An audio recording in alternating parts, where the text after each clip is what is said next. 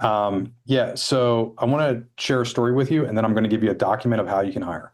So just put this in the chat right now. For those of you that are looking to hire somebody in, let's say, the next 6 months, well, what are you doing to advertise, recruit? I'm going to guess what is most helpful for our group here is how we can use AI to write a more effective ad, but I want to make sure.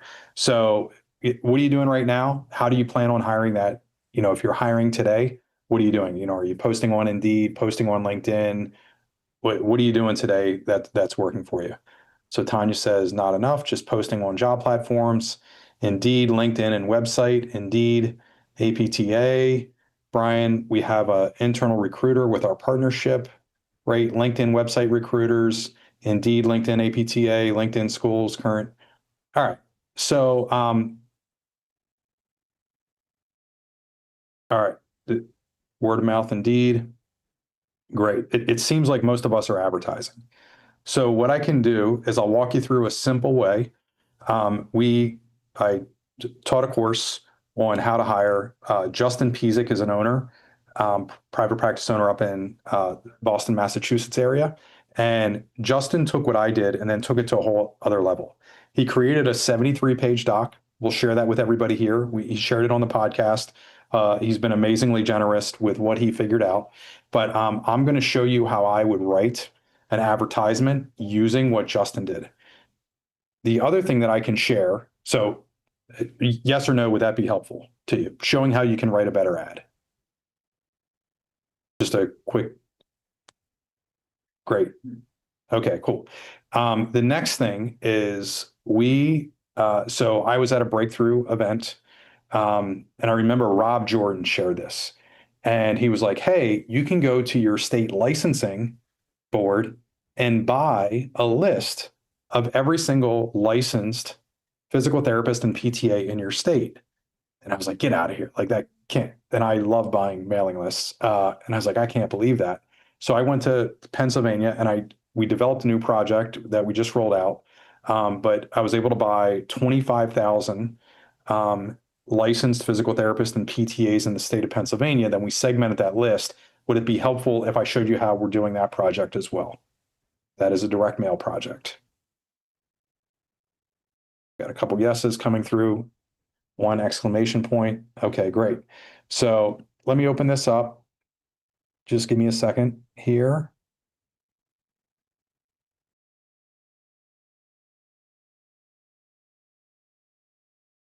All right.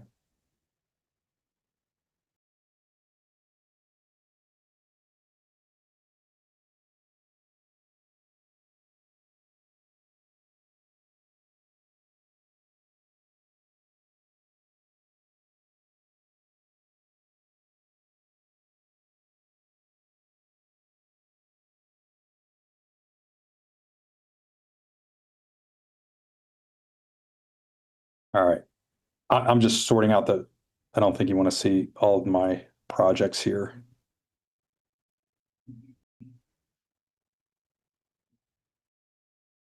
Yeah.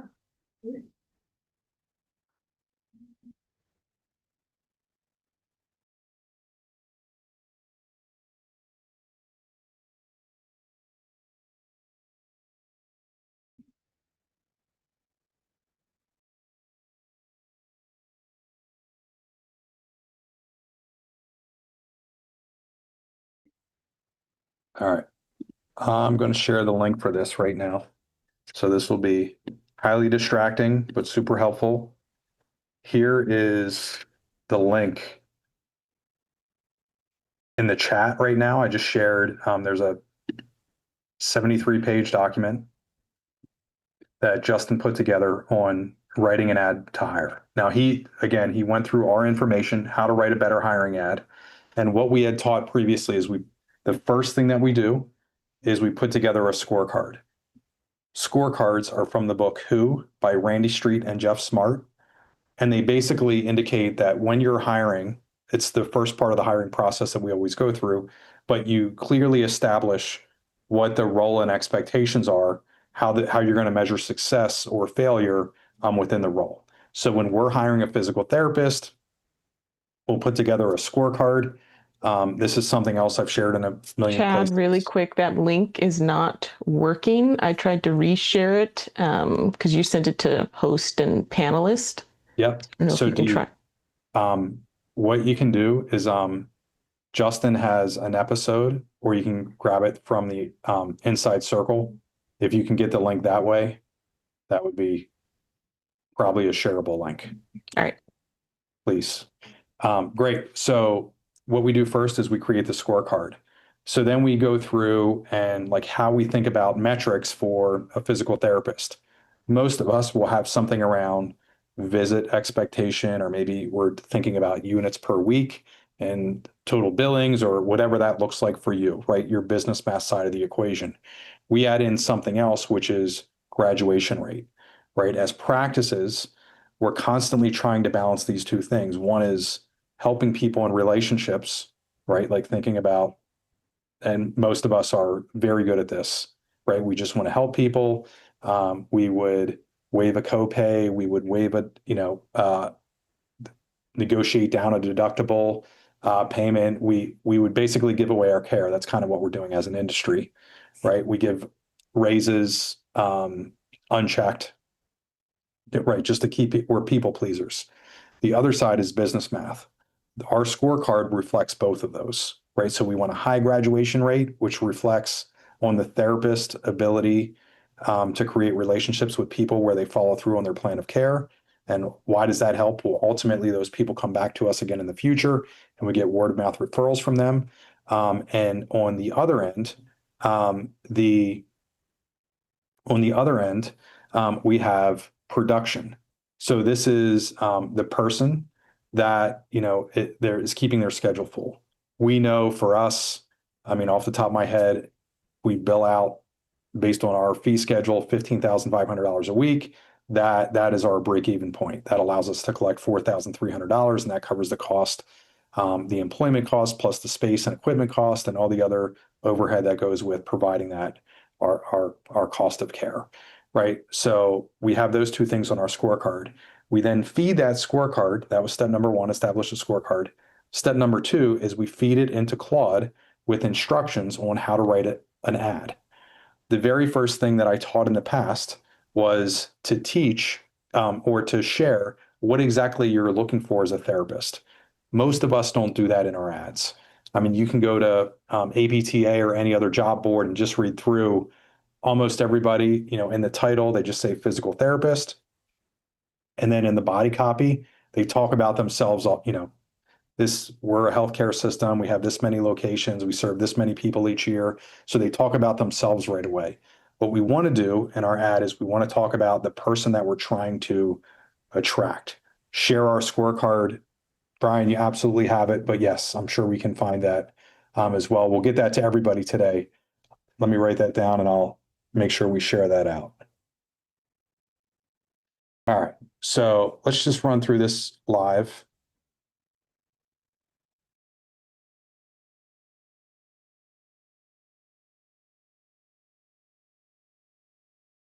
All right.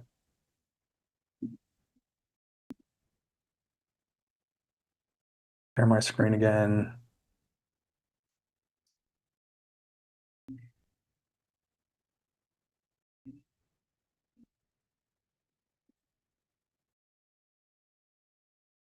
Um, Actually, I think I can find it here.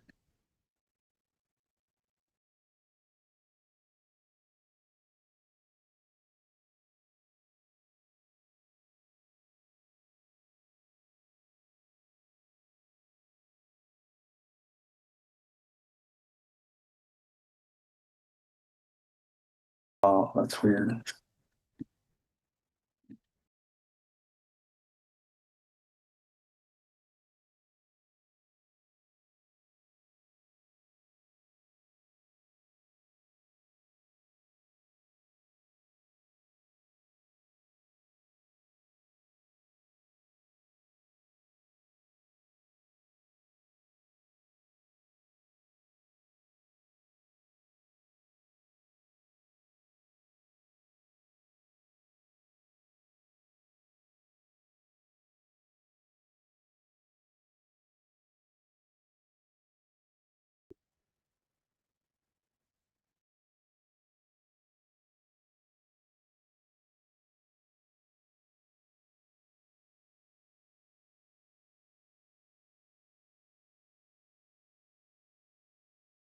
All right.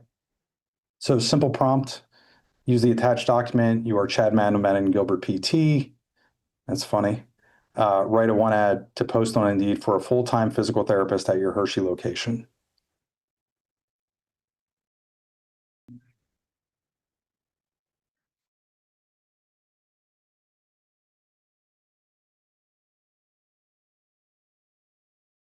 All right. So while this is generating, and I will share this to everybody, we'll do it right here.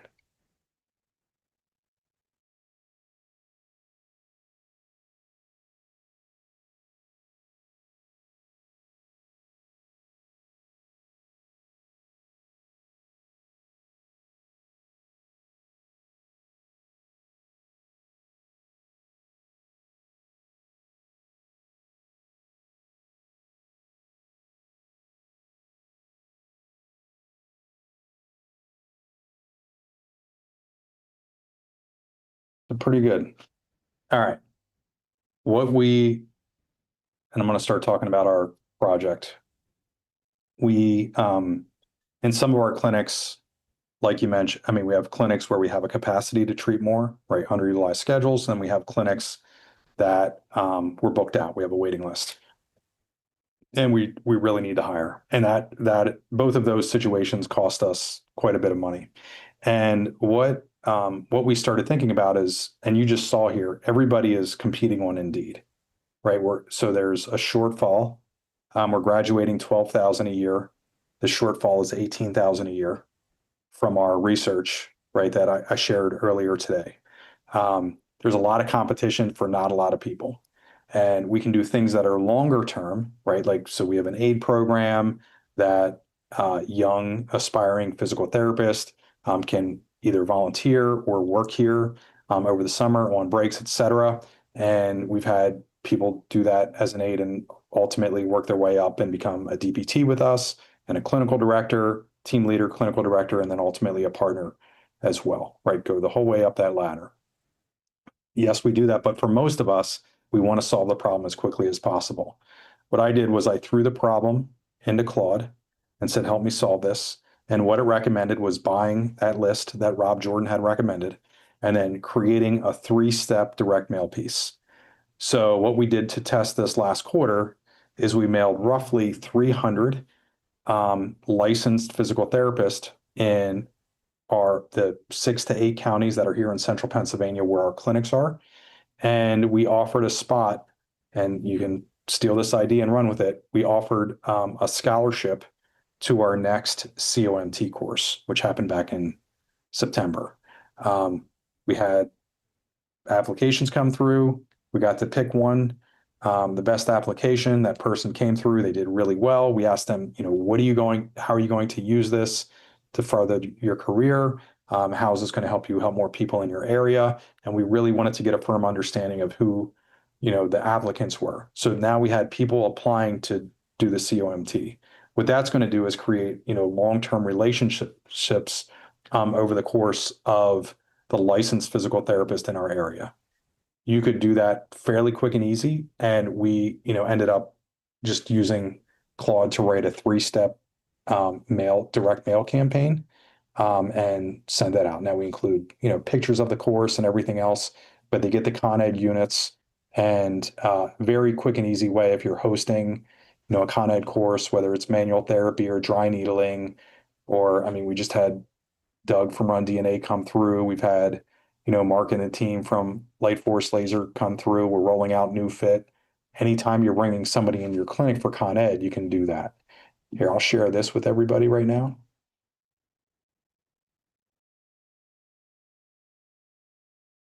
And you can go through this same process for yourself. So Mark asked, did you purchase the licensed PT list from the state or the country? I went straight to the state board in Pennsylvania.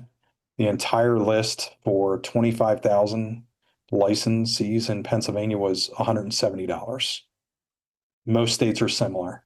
Maryland no longer sells it. There's it's going to be state to state, and you have to work your way around that a little bit. But in Pennsylvania, it's still for sale. Most other states, you can still buy it. Sorry, county. We bought the whole state and then we segment by county. Yeah.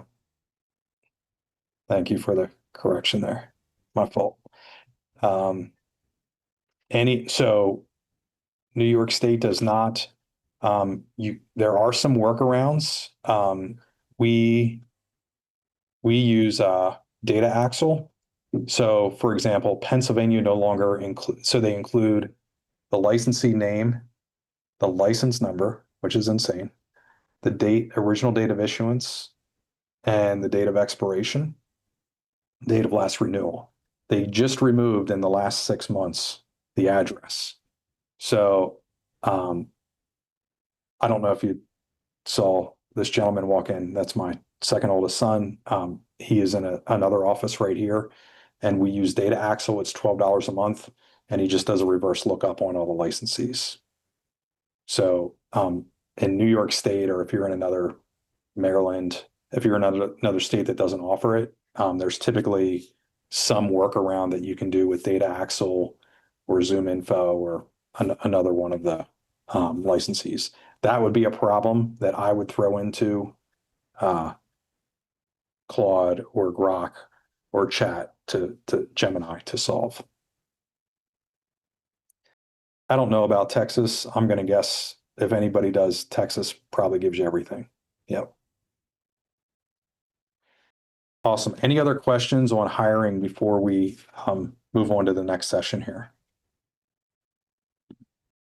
Not specifically about hiring, but do you feel that Claude is better, or do you prefer that over ChatGPT for writing copy and ads? I do, because of the ease of adding other components to it. With all the models, I mean, they're constantly competing. You want to think about, I mean,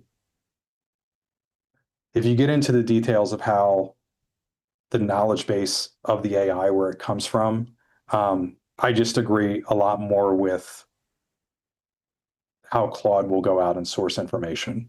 I know right now the mass upload of information that Claude has was cut off January of 2025. It will be updated again. Chat has its own issues where it will hallucinate in areas that I don't really prefer, and it makes up some pretty wild.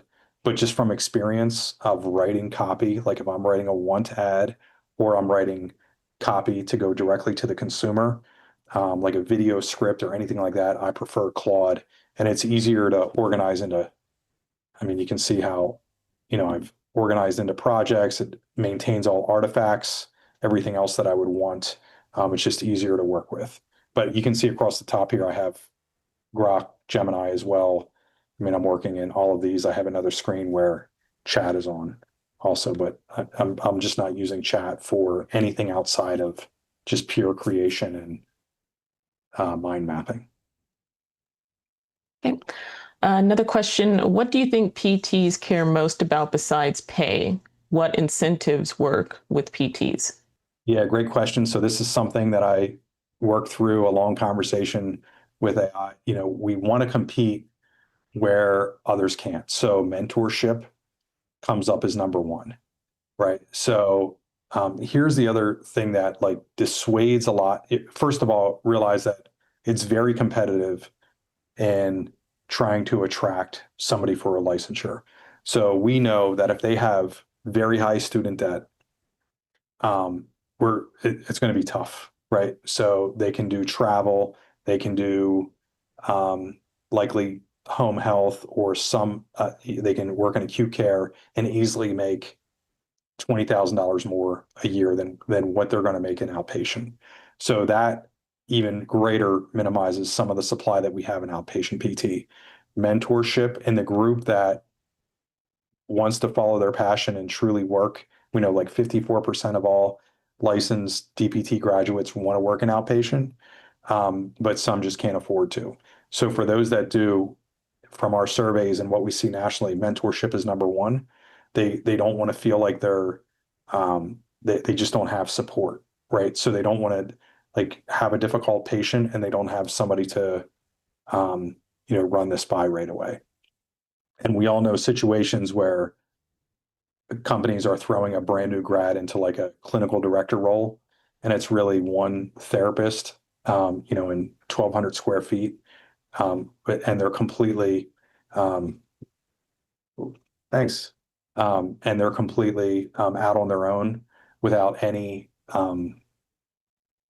without any support. So that mentorship is really big. The second thing that we think about is, and every one of our clinicians works with an experienced clinical director and mentor, right? One-on-one every single week, and most of them every single day for that support. In our clinics, we pair up a brand new grad for the first 2 years with an experienced clinician. So they have somebody that they're learning from that's established. They're running their own schedule, but it's adjacent to somebody who's experienced. So mentorship is really big. Another one is autonomy.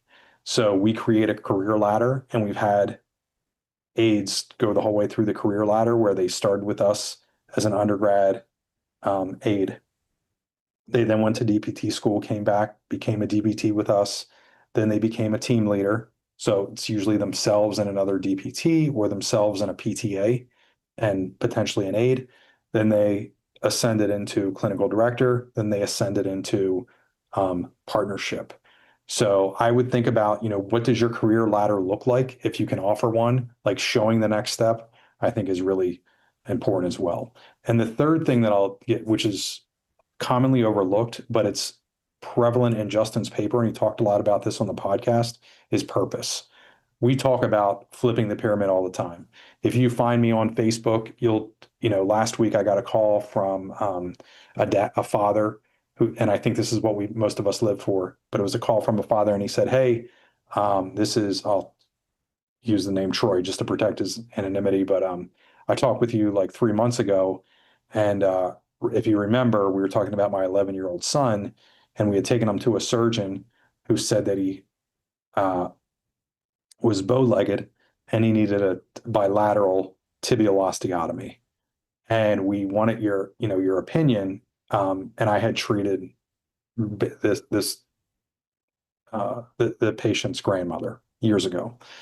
So we really trust you. And what do you think?" And I said, "Well, here's what I would look at, and the function. I would go see this therapist." And he said, "We followed your advice. We went to see Chris in Camp Hill, clinical director and partner here at Manning Gilbert PT. And I want to tell you that after a couple months, his strength is fine. His knee pain is gone on both sides.